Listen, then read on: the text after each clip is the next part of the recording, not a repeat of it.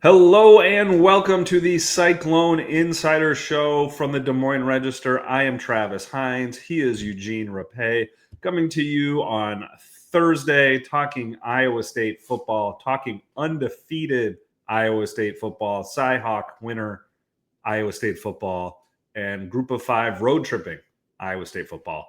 Lots to get into today. I don't think, Eugene, we probably need to talk too much about Cy-Hawk, being that it is Thursday. But as Iowa State heads into the weekend and gets ready to head to Jonesboro by way of Memphis tomorrow, I think it's it's an interesting spot, I think, for Iowa State because and we don't need to go into the Ohio game from 2 years ago too much because I do think it's still fresh in people's mind and we've talked about it a lot over the last 2 years. But it is interesting. Like that game versus this game, the feeling going into it is worlds apart. Like this almost feels, and this is not from the team. I think this is from the generalness of people covering the team, certainly the fans that I've interacted with over the last 5 or 6 days. It almost feels like people are treating this like a bye week. Like this is not the scary game everybody thought it was going to be at the start of the year. You know, I think all the concerns about what toll Ireland would take on Iowa State have proven to not come true. That doesn't mean they weren't real in the first place. And Matt Campbell, I think, would probably be the first person to tell you those concerns were real, but Iowa State has handled them thus far the last couple weeks. But this does not feel like a spot where Iowa State's in any real danger of losing. And I think to broaden out the conversation a little bit, I think it's worth taking stock a little bit of like where we think that they are heading into this game. Because I do think they're in a different spot than I anticipated them being in a month ago and even a couple weeks ago, where I had them losing that Iowa game initially. You know, I changed my mind after the South Dakota game, but Iowa State now is in the top 20. They look very much to me like a Big 12 front runner. And I do think it's worth taking a second to kind of talk a little bit about where we think they're at. And for me, it's interesting because I still think they're far from a finished product, but the results are making everybody kind of look ahead to December already. Like, how does this team get to the Big 12 championship game? And there's still so much football to be played to get there. Yeah, it probably helps too that the other contenders, you could say, because there were no official preseason rankings, like Arizona State dropped a disappointing one at Mississippi State. Kansas State has been pretty much a mess since they came back from Ireland. And so those two teams that were supposed to be at the top of the race have now fallen, and that kind of has opened the lane up for Iowa State here. Iowa State, like you said, it's still far from a finished product, but they've taken care of business so far. They've won the games that they've needed to. They're 3-0. Like, what more can you ask for from them? I was also on the train with you where I thought that they would lose to Iowa or at least split the Kansas State-Iowa game. Like, you know, how could they win both? It's just such a demanding schedule. It's a demanding ask coming back from international travel. But now here we are, feeling good into Arkansas State. While 2 months ago when we were talking about the schedule or just kind of hearing the discourse from fans, people were a little on edge about this game, thinking that maybe it could be a trap game after Iowa or, you know, after all they've endured after the first 3 weeks. But no, they're 3 touchdown favorites according to Vegas. And I don't know if there's anyone who has concern outside of the locker room, really. Yeah, I think let's talk about what we've seen through 3 games with Iowa State. And to me, the thing that's standing out is that it reminds me of Campbell's best teams. So we're talking 2020 and 2024 here, in that it hasn't necessarily been flashy. It hasn't been dominant. It hasn't been perfect, but I would say it's been very professional in terms of their consistent level of above average play. Like, I don't think they're anywhere near their ceiling, but I will say, like, they've just been pretty steady through 180 minutes of football now that Campbell's best teams have been able to do. And I say that as like, what I see Rocco Beck's name showing up on Heisman Trophy watch lists. Like, what? like the stats don't back that up at all, but the results do, right? Like, Rocco is not having this unbelievable scintillating 300-yard game after 300-yard game, but he's making plays in the moment that are hugely impactful. And we saw him do that last year when they won 11 games. And we saw Brock Purdy do that when they won the Fiesta Bowl in 2020. And, I got asked about it on KXNO yesterday about, how do you evaluate Rocco? And I think it's, to some degree, almost the same way you had to evaluate Brock Purdy with the 49ers. The debate was, how good is Brock Purdy? How good is Brock Purdy? And there were people on both sides of that divide, whether he was really good or he was just a creation of Kyle Shanahan. And I think that was the wrong question to be even asking. And I think it's the wrong question here for Rocco Becht as well. It's not how good is he, it's how good is he at his job. And I think he has a very specific job at Iowa State in a way that would be different elsewhere. And I think he and Brock Purdy before him are the perfect Campbell quarterbacks in that they're going to do exactly what Matt wants out of that position, which is to play that situational football where they don't have to go out and win the game with their arm. Both of them are capable of doing it and have done it. We saw more of it, I think, from Brock early on, but we certainly saw it from Rocco last year at times where he did have to really air it out for them to go win the game. But that's situational, right? It's not every day. The game plan isn't Rocco, go win us the game. The game plan every week is let's go win this game in whatever way we have to. And a big part of that is ball control, making good decisions. And Rocco Becht has done that for Iowa State at a really high level. And I think that's what's so encouraging, is that they don't need him to be a superstar every week. They need him to do his job, to steal a Campbell phrase, at an 8 level every week. And that is different than, what Ohio State is going to ask of their quarterback or what Georgia asks of their quarterback. Iowa State, the job, I think, is a little bit narrower. It doesn't make it easier or even harder. It just makes it different. And I think that's a huge part of what is making this 3-0 start for Iowa State, I think, possible, and what makes the potential feel high as well.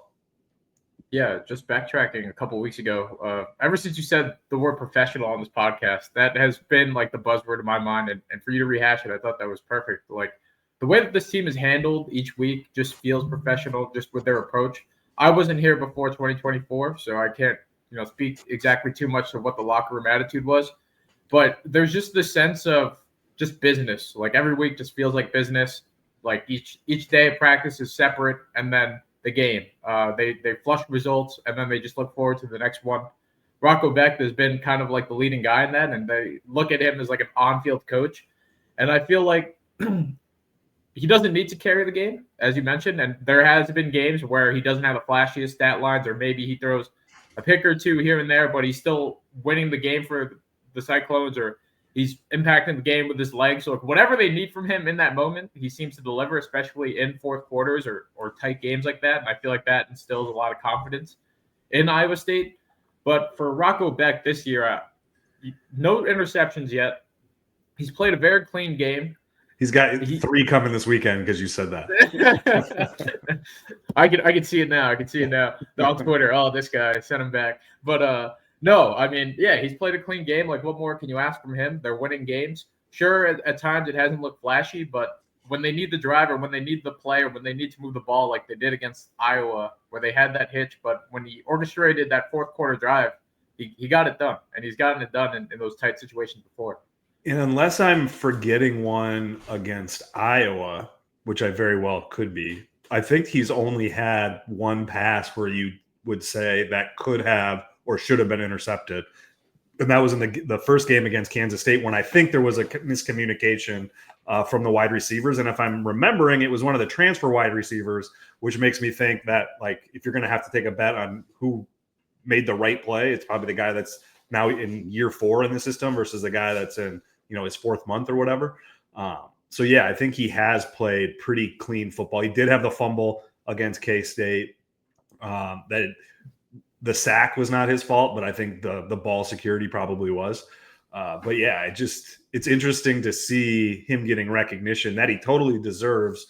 I think the Heisman stuff is interesting because I think it's probably more of a recognition of Iowa State having do they have the best resume in college football right now?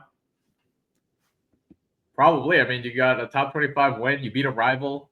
No, is there any other team that has had a 3-game stretch like this? Probably. Yeah, I guess you probably rank Ohio State beating Texas as maybe more impactful than those 2 wins, but nobody has 2 wins of the quality that Iowa State does. That's probably a better way. From top to bottom. Yeah. So I think him getting the recognition of that is probably a recognition of what Iowa State has done. And I think people look at this, and now we can talk a little bit, broaden this conversation out a little bit to the Big 12. The Big 12 looks as wide open as it did last year, and maybe even more so because who's really, really good? I think Iowa State's good. I don't think they're elite right now. I don't think this is a national champion. I think we're going to see the growing divide here of this is probably think about when we had a 14 playoff. The semifinal games were usually awful, right? The top 2 teams were markedly better than teams 3 and 4. And I think we're only going to see that widen as we have teams with 40, 50 on up $1 million payrolls, and then teams that are under 20 or under 15 or under 10. So I don't even think talking about a national championship with Iowa State's even if they make it to the playoff, sure, we'll talk about it then. But I think now you have to look at where do they fit in the Big 12 and who's jumping out to you as an elite team in the Big 12 that could go win a national championship or could make it to the semifinals. I'm not seeing that. There's not an overwhelmingly talented team. Maybe we're going to look back in a month or two and say oh, Texas Tech was that team, because that's a team that has spent dozens of millions of dollars to get that roster. Even if Iowa State reaches its ceiling, they're never going to be a dominant, overwhelmingly talented team. And I say all of that to say that I wouldn't put anybody above Iowa State right now in the Big 12 going forward. In the Big 12, no. Yeah, at this current moment, no. But in a month or two, possibly. I still think the jury's out on a lot of different teams. But so far, in terms of what they've done, I don't think that there's another team in the Big 12 that has not only the record, but just the quality of opponents or the quality of the resume so far. And again, I think, I do go back to 2020 and 2024 that whenever Iowa State got criticized as not being that elite upper echelon team, I always kind of shrugged my shoulders of who cares? They're winning their games. It doesn't are they trying to win a national championship? Is that the goal? The goal is to go out and win every game, right? But you have to start somewhere, and I think you have to start with the Big 12, and that's who you're going to measure yourself against. And Iowa State, I think this team has the ability to be a top 15, top 10 team nationally, and I think that puts you at the top of the league. Arizona State does not look scary. Kansas State is an absolute afterthought now, a total mess. Texas Tech, good, I think. Utah, good, I think. TCU, probably better than people think. And that now, does the at TCU game feel like the game of the year for Iowa State more than that Arizona State game at home? That, I don't know that we're quite there yet, but it wouldn't shock me if we're there in 5 weeks. So there's just, the Big 12 feels so wide open. And when a conference is wide open, it's going to be chaotic. And the cure for that is consistency. And we just talked about Iowa State being this professional, even keel team, them being consistent and having the schedule they have, it just feels you can just see the path, I guess is what I'm saying, is that you do not have to strain your eyes or use your imagination much to see how this team makes it to Arlington. And, who knows what happens in that 60 minutes of football, but it's all very much out there for them to go out and take. And it's so crazy to think that we're only 3 games in, just a quarter of the way through the regular season. The ceiling here, the potential here is just really untapped. And there's the path is there. As long as they continue to take care of business and do their job, that they can write it to the point where they are at Arlington and maybe beyond that. Yeah, and I think too, they haven't been great. They've been consistent, like we talked about, but there are major areas for them to figure out. And I think that starts offensively. And to me, let's see more from that offensive line. I am going to be skeptical of Iowa State offensive lines probably from now until my death, because I just have rarely seen them be really good. But I do think this group is off to a good start, excuse me. Not seeing a ton of push in the running game. And I think the wide receivers to me are the biggest question mark, because that was an unknown that I don't want to say downplayed, but I didn't have the level of concern, I think, of you or some other people, because I figured I was betting on Iowa State's track record at that position.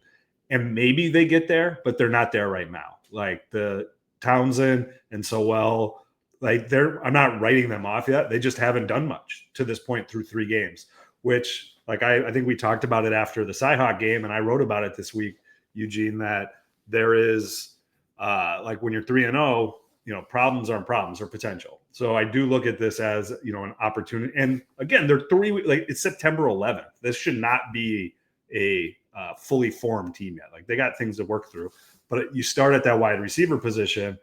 You're not getting much from those 2 transfers. I think Overby and Skilson have been really good, but as we talked about Saturday, they had 3 what I think you have to call drops, even though they were tough passes. That those are if you do those against a team better than Iowa with an offense that can actually move the ball with a little bit of consistency, if you do that against Arizona State, if you do that at TCU, if you do that in the Big 12 championship game, that could be the line between winning and losing.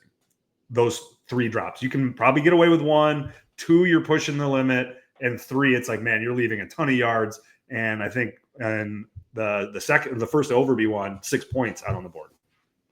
Yeah, and even putting aside the drops, like the first 2 drives of that Iowa game ended in field goals. And then there was a point in the game where it looked like Iowa was creeping back in, or the Cyclones are messing around too much, and then they let the Hawkeyes back in. If you got a team on the ropes like that, and you don't, knock them down early, that could pay back. That could come back and bite you later. Yeah, and I think the jury is still out there. I don't think we need to render a verdict on, whether those transfers are going to work out, or whether the younger guys are the next Higgins and Knoll or Hutchinson or Lazard. I think they do have time to figure it out, but I think that it's worth monitoring and watching. What do you think of the running game? Because I do think it's been good at times, but you look at the raw numbers, neither Sama or Hansen are averaging 4 yards a carry. It does feel like they've gotten a little stagnant there, and then they go out and they have really good moments, both of those guys. So I'm of mixed feelings on how effective the running game is and what level. Like, do you put that in if it's pass fail? Is it a pass? Is it a fail? Is there room to grow? I mean, what's your thought on what they're doing with the rushing game? It's so interesting because it feels like there are quarters where the run game's going. They're getting a good push up front. Carson Hansen's running downfield, lowering his shoulder, bruising ahead. And then Abu Sama, he's the boomer bust guy where it's either he dances around the line of scrimmage, gets caught, or he breaks one loose, and then you go, okay, that's what we've seen from him in the past. The running game, just the wild inconsistency, doesn't really feel like there's a rhyme or reason as to why some quarters it works really well. Like I felt like in the 4th quarter of the Kansas State game, it looked really strong behind Hansen. But then against South Dakota, they couldn't even get a push at all against an FCS defense. And then in the first quarter, the first few drives of that Iowa game, they were moving the ball pretty well on the ground, establishing the run early, and then hitting some passes. But overall, it's been really disappointing, probably more so than the passing game. Like it felt like this veteran group with the quote-unquote two-headed monster of Hansen and Sama, that they'd be able to get a lot of production. But it hasn't really been that way yet, and we're still waiting. Yeah, I think where you look at that too is, have either of those guys, I mean, I think there's lots to talk here about. Have either of those guys, do they look appreciably better than they did last year or the year before? I don't know. I don't know that I would have a great answer in either direction there, which probably leads you to say the improvement has probably been minimal that we've at least seen show up on 3 Saturdays. I've always been of the opinion, or at least since like the middle of last year, that Hansen is the better of the 2, but he also has not gone out and made that apparent to everybody, right? Like there is not as much separation there as I probably would have anticipated, which is it doesn't have to be a problem, but I think like compounding the issue for Iowa State there is Sama and Hansen are not the same running backs, but it's not like a thunder and lightning like Reggie Bush, Lendell White, where you can, keep a defense off kilter with what one guy brings versus the other, and they're constantly, keeping their head on a swivel to see who's in the game and what to expect. They're both, within a standard deviation of each other in terms of style, right? And I think that makes it harder too. That, like, I don't know, like, are they getting a lot by doing a 50-50 there, or would they be better served by giving 80% of the carries to one of those two guys? Like, if it were me, I would do that for Hansen, but I think there are arguments to be made for Sama to get those carries as well. It just doesn't feel like that is as an effective or dynamic piece of the offense as we would have anticipated. And maybe the expectations were too high, or maybe it's the offensive line, or maybe it's K-State and Iowa are just good run defenses, and we're going to look stupid in a couple of weeks with both of those guys running wild. But I am a little surprised that the running game has not been better through 3 games for Iowa State. And the substitution pattern, too, is a little interesting because you'll see a guy out there for a whole quarter, it feels like, and then you won't, for example, Hansen, and then you probably won't see him for 2 quarters until like maybe the 4th quarter. Yeah, and maybe it's injury management, too, because we've seen Carson Hansen be hurt to varying degrees over the last 2 years, and maybe Iowa State has just made the decision that this is the amount of carries that we can give Carson before we start worrying about him, the wear and tear leading to an injury. And I think that'd probably be a legitimate concern, right? And that'd be a legitimate strategy. But it does feel weird. Like every week, it seems like, or at least 2 of the 3 weeks, my text group goes crazy with, where's Carson? Is Carson hurt? Where's Hansen? Where's Hansen? Because it does seem like he goes and disappears. And again, I'm not trying to crush either of these guys. I'm not trying to crush Sama because like they've had good moments, both of them. But it just is bizarre would be too over would be hyperbole, but it is quirky, I think, how they're managing those two. And I have a hard time believing that it is just willy-nilly, like totally feel. But sometimes that's what Campbell says. We just go by feel. I don't know that I believe him, but it does feel like there probably is a behind-the-scenes strategy there that they have not made us privy to. Yeah, it feels like that they're not going to tip their hand anytime soon with that. But just going back to your point earlier, like last year, towards at least the second half of last season, it felt like Hansen was emerging and kind of pulling away as like the lead back or as the feature back. But then going into this season, he's shown flashes. Like I felt like the 4th quarter of the Kansas State game was really good, but there hasn't really been anything out there that makes you think this guy has won it or he has completely, ran away with it. I think he's a better pass blocker than Sama, especially I felt like that was apparent in the first half of that Kansas State game. Yeah. But just right now, there hasn't really been anything either way where you go, that guy has wowed me or that guy is better than that guy. And maybe this is unfair to Hansen, but it felt like to me the second half and the 4th quarter of Kansas State was more about the offensive line wearing down Kansas State, because that did feel like the first time where they really got some push and owned the line of scrimmage. And so again, like maybe that's the issue in totality. It's not either of the running backs. It's the offensive line. I think it'll be interesting to see what they do this weekend and how it unfolds into October, because I do think that they're going to want more from that running game, not only in terms of production, but just in terms of the way Mauser and Campbell are going to want to manage the game. This is the Cyclone Insider Show. I'm Travis Hines. He's Eugene Rapay talking Iowa State football. Talked a lot of big picture stuff there, Eugene. But Iowa State is playing a football game this weekend that you're going to be at, your first solo football road trip. Congratulations on going to Jonesboro, number one. And number two, what are you thinking you're going to see on Saturday? We talked a little bit about it early, but it doesn't feel like we're on red alert upset watch here this weekend in a way that, or at least to a degree that I would have expected before the year started. Yeah, first solo football travel. At first, I thought you guys were trying to pull a prank on me, telling me, yeah, you got to go to Memphis. That's how you get to Arkansas. Like, that's the closest airport. I'm like, oh, are you guys sure? Like, that's a completely different state. But no, yeah, that's the way. Arkansas State by way of Memphis. Just going into this game, I really don't feel I didn't feel panic a month and a half ago, and I said this when we did our Pick'em show. I'm completely naive. Maybe I'm naive. I wasn't here in 2023. I didn't experience Ohio, so I feel no fear going into this game, and I still feel that way for Iowa State. 3 touchdown favorites. Arkansas State is just a team that's gone through so much roster rebuild. They brought in 70 new players. They only have 5 returning starters. That's Belichickian. Yeah, only 5 returning starters, which is among the fewest in FBS. They do have a pretty good dual threat quarterback that Matt Campbell has said is the best that they're going to face. I don't know about that. Seems like everybody's the best that they're going to face, except for I guess Mark Gronowski. Yeah, Mark Gronowski. He did not get that praise. Yeah, he did not get that praise. And they also have a skilled wideout at Corey Rucker, who is over 3,000 receiving yards. But overall for this game, I feel like this is one of those where you want to see Iowa State. This is their first true road game. You want to see that professional consistency. Kind of like the South Dakota game. They don't necessarily have to score on every drive, but you want to see results here. For me, I'm most curious about the run game. Like, that has always been, like, if you can't do it, like you said, Iowa's defense is well patented. Kansas State might be a pretty good front seven as well, but if they can't do it against South Dakota and then they can't do it against Arkansas State, then we might have to be concerned about the O-line and the backs there. Yeah, Arkansas State is giving up 206 yards rushing, 6.6 yards per carry through their 2 games this season.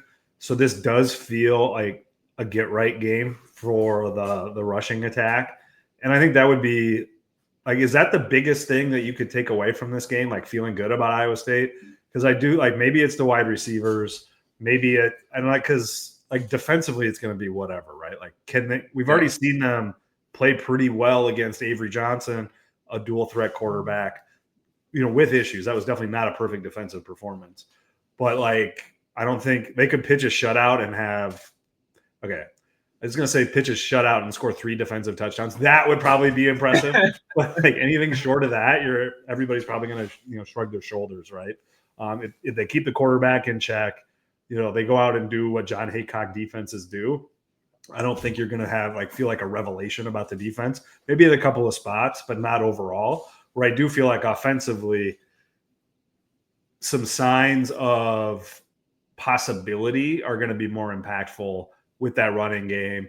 Less so with the wide receivers, I think, because like we talked about earlier, they still got Rocco Becht at quarterback. So, like, the passing game, and, like, we didn't even talk about the tight ends. Like, Gabe Burkle, by the way, like, what the hell, man? Like, he's really good. We spent a lot of time talking about how good Ben Bramer is, but man, Gabe Burkle, like the catch, like all the tipped pass was an incredible catch, but his body control on the pop pass, like to get his hips all the way around and to catch that, like that was a high level catch. Like, I do think we got to start. It's not Ben Bramer and the other tight ends. It's Ben Bramer, Gabe Burkle, and the other guys at this point. So I digress. Is that the passing game, I think, is probably at worst going to be average. I'm less certain about that in the running game. I'd like to see, and I would expect to see them run all over Arkansas State this weekend. Like, to me, that's the number one thing that you can get out of this game is to go exert your will and dominate the line of scrimmage and let Abusama and let Carson Hansen go crazy. Yeah, like, I have no real concerns for the passing game. I guess you would want to see Chase Sowell and Xavier Townsend get more involved, and we're starting to see Sowell log his first couple of catches now of the season. Are they going to continue to get a little bit more of the action moving forward? Like, for those guys specifically, this could be a pretty good opportunity for them. But overall, as a unit, like, it's the run game, the tight ends you're utmost confident in. I mean, they've absolutely killed it so far. Burkle just building off of what he did at the end of last year and continuing with that momentum and now becoming a 1-2 punch with Bramer has been big. You know that Eskildson has been like the lead wide receiver. And I thought it was interesting in the press conference this week that Matt Campbell just casually throws out there that, oh yeah, everybody was kind of dinged up at one point or another during the offseason or preseason, except for Brett Eskildson. So much for, we're in the best shape we've ever been in. No, I only heard how healthy they were all throughout camp. Yeah. And it's like, it's going to take Chase and Xavier time because they've been so in and out of practice, and it's like, wow. Like, so, I mean, you can tell you're new here, Eugene. That's what I'm saying. I keep falling. I keep falling for like the box and the stick. Like, it's like that's the trap I keep falling for. But no, I'm starting to learn the ways, Travis. Everything you've warned me about, I'm starting to learn. Yeah, and again, like I do think when you're talking about the passing game, we're probably talking about it being dynamic, right? Like because they're going to have that short and intermediate stuff, I think pretty well handled with the tight ends. It's can they have that deep threat? Can they have that guy that or guys that a defense is going to have to gravitate to and shift toward? And you mentioned Sowell and Townsend, which it could be those two, but I'm still pretty high, very high, frankly, on Eskildson and Overby. Like I think they are talented. It's that last couple percentage points that get you from really good to whatever, probably not great, but excellent. Let's put them in that little spot. Like there's not a big dividing line. It's making that, like that, like the fourth quarter pass that Rocco had between the corner and the safety was an absolute dime to Overby. You catch that, and now that's a great wide receiver, but he didn't catch it. Or the fade pass, you catch that, great receiver, didn't catch it. Like, so that is like, this, again, to steal a Campbell-ism here, it's those margins, and those margins are small but impactful. And I do think with the passing game, that's what you're talking about, of going to that next level of what it can be above average. The running game, I think we're talking more about like, are you average now? Are you a little below average? And then trying to get to that next step that you probably need to be, to be a true dominant, pull yourself away from the middle or upper tier of the Big 12. If you can't run the ball the way Iowa State historically runs the ball, I think that makes it a little more difficult. Without a doubt. And going off of the wide receivers too, who would have thought Brett Eskildson leading the team in receiving yards through 3 games? Not what I had in my bingo card. No, me neither. But I mean, I think he's good. Like I do think like if he is their leading receiver at the end of the year, if you would have told me that before the year started, I would have said, oh, that's a problem, because it meant that those other 2 wideouts that we were expecting to be were not as good. But I do think you have to give Eskildson credit here. It's not just Sowell and Townsend, not being where we thought they'd be or dealing with injury. Like he has played well in his own right, devoid of whatever anybody else is doing. He's been good. I think Overby, not as good, but he's had his moments as well. Like I do think you have to give both of those guys credit, and remember that I think they're both in their second year. Like Eskilson's a redshirt freshman and is a redshirt sophomore. I can't remember, but either way, they're both still young guys here that did not see the field much and didn't have hardly any balls thrown to them in their career. And now they're going out there and being competent 1 and 2 options for a top 20 team. Special teams though, gonna miss Aiden Flora. Doesn't seem like he'll be ready to go, but this could have been a nice get right game for him. Yeah, we still have not asked Campbell what his thoughts were on Flora fielding a punt at the 1 yard line. We got to remember to do that, because I think that would be an interesting answer, or not. Just like you said, when things are good, it's potential, but when things are bad, then it's a problem. Yeah, I mean, I am not expecting any problems on Saturday for Iowa State against Arkansas State, which usually spells doom for whoever I say that about. But I do think there is opportunity here. Like it's not all downside of, playing a group of 5 team. I do think there is upside here for Iowa State to figure itself out, to go out and show a little bit more. And then you get to take a breather and reassess and regroup with your first of 3 bye weeks. So like, I do think to continue on that professionalism line here, like you go down there, you take care of business like you're supposed to, and then you come back and you reset and recharge. Like that's got to be the goal and probably the bar to clear for them this week. Yeah, this bye week is coming at a great time. You just finished this gauntlet of a stretch between Ireland coming back and 2 rivalry games to now going into the meat of Big 12 once you get back from that bye week. So this will be a much needed week for the Cyclones. You're listening to the Cyclone Insider Show from the Des Moines Register. He's Eugene Rapay. I am Travis Hines. Iowa State, Arkansas State, Saturday, 3 p.m., ESPN2. Eugene will be on site for us. I will be monitoring the festivities from back in Des Moines. But having made multiple trips like this, Eugene, like everybody talks about Ohio, but I do remember Iowa State going to play a Toledo team coached by one Matt Campbell. I believe that it would have been the 2015 season. So these group of 5 road games for Iowa State are a every few year occurrence. And I think they drive people crazy. I think I asked Campbell about it on Tuesday and he gave a very diplomatic answer.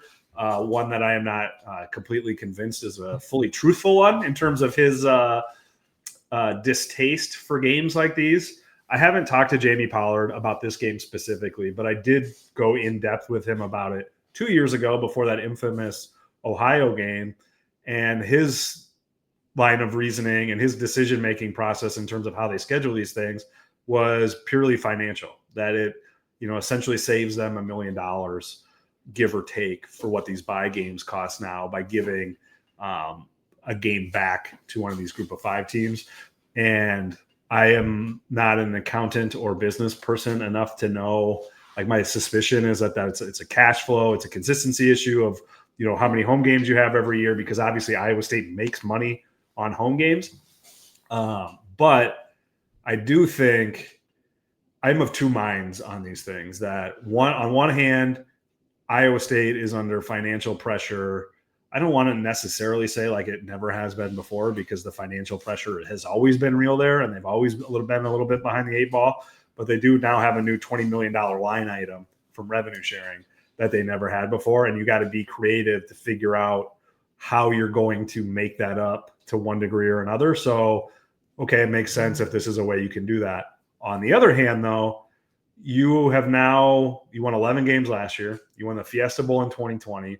You have a new Big 12 where you have shown now through 1 1/4 season that you have the ability to compete at the highest levels within it.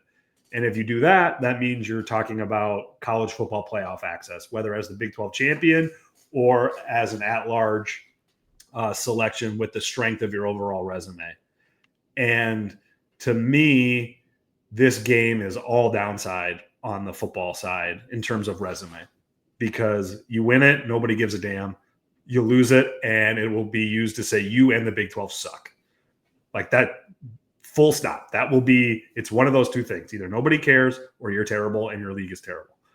So I do think, to me, the financial upside of being competitive at the uppermost reaches of the Big 12 year in and year out, and having a stronger CFP resume probably outweighs, the financial maneuverings and savings that play this game on the road provides. And they're supposed to go to Bowling Green in 2 years too. So I don't know that, like, buying games out gets difficult and finding new opponents get difficult, but I do think from where I sit, the cons are far outweighed by the pros of getting rid of these types of games for Iowa State going forward, if at all possible. Yeah, that's all that came to mind when I saw this on the schedule. Just why? Like, what benefit could there possibly be? And even if there is a financial one, why would you put yourself in this position? Like, like you said, if you win, congratulations, move on to the next week. Who cares? But if you lose, everyone points and laughs at you. What is going on here? The sky's falling. The resume's falling apart. There's just really no real gain in doing this. To have to do this again in a couple of years in Bowling Green, I'm sure we'll be saying the same things then in 2027. But it's just nuts to me that they're in this position, or that they have to do this, or they still think this is a good idea. I also still don't fully buy Matt Campbell, quote unquote, saying he has no say in the schedule. But I'm sure if he really, he probably would have wanted something else. He won't tell us either way. But this is just why risk this? Why put yourself in this position? Yeah, I mean, the Campbell's say in the schedule, like, that was probably hyperbole on his part. But I guess in his defense, I think this game was scheduled in 2013. So he probably had no say in this game, although they've had a decade to try to get out of it. at this point. And to their defense, I believe they did try to get out of it because of the Ireland game, that they tried to essentially make this game the Ireland game, but they couldn't find an opponent to make it work for them or for Arkansas State. And that's why, because Iowa State didn't want to give up a home game this year, that they had to go find Kansas State to agree to give up their home game this year, because I believe Kansas State has 8 home games this year or 7. I can't remember. But anyway, so they did try to get out of this game, which presumably I would imagine meant they were going to play another Power 4 team or maybe a service academy, I guess, because it was Notre Dame played maybe there a couple years ago, which then would have given them 11 Power 4 games this year, which is a lot when you have the 9 Big 12 games plus the Iowa game. And I had a couple of people in the text group ask me about going forward, like, can we get rid of these group of 5 games and play a Power 4 team?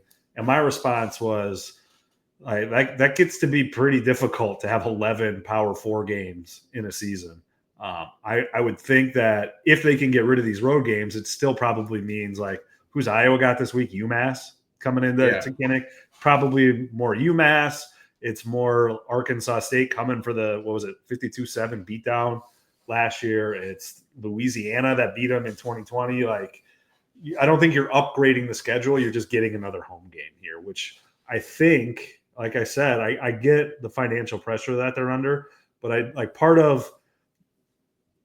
and here's where I'm really going to show my business acumen, Eugene. So strap in and get ready for this. You can either raise revenues or cut costs. And obviously this is a cost-cutting move. And my argument would be, if you eliminate or reduce the risk of losing this game by playing it at home, the financial upside is so much higher than the $1 million or $1.2 million, $1.5 million savings of playing this game on the road. Because, like, are you telling me if Iowa State wins, or let's say this year Iowa State doesn't win the Big 12, but they get a CFP invitation, you're telling me that's not worth $1.5 million to Iowa State athletic department, to the university? I have a hard time believing that. So I do think, again, like, there's some risk there involved, but you're now seeing Iowa State compete at levels consistently that I think makes a change like that something they at least have to think about and investigate. And to your point, it also just kind of, sometimes you got to fake it till you make it, right? And this feels like a small time thing to do. And I get, this is a not hugely flush athletic department, but sometimes, like, it's just not, it feels like something that a Big 12 contender year in and year out wouldn't do. And again, when I went and wrote that story 2 years ago about Ohio, this is more prevalent than you realize. Like, this, a lot of teams across the Big 12, across the country, high-level teams. Oklahoma's playing at Temple this week, right? So, like, this isn't unique just to Iowa State, but I do think limiting or eliminating these games is probably a prudent decision for Iowa State, both on the field and ultimately financially. Yeah, like, I'm sure Matt Campbell would pay $1.5 million to get rid of that Ohio loss, or even Iowa State, send the check in to just erase that from memory and erase that from the record.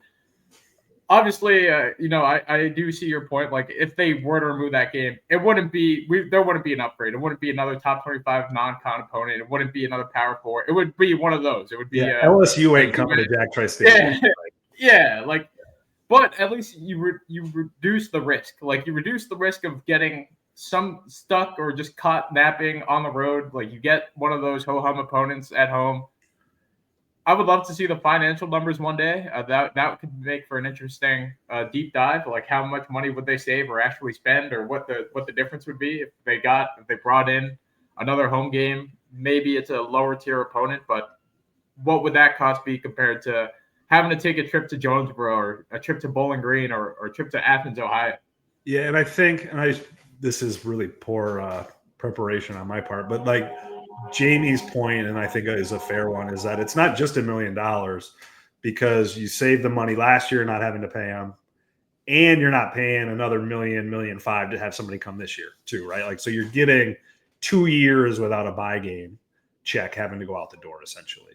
So, like, that's real money. But again, like, if you want to play with the big boys, act like a big boy. Yeah. It's worth more to them in the long run to put themselves in a better position to win the Big 12 and get an at-large CFP that's going to have bigger financial ramifications.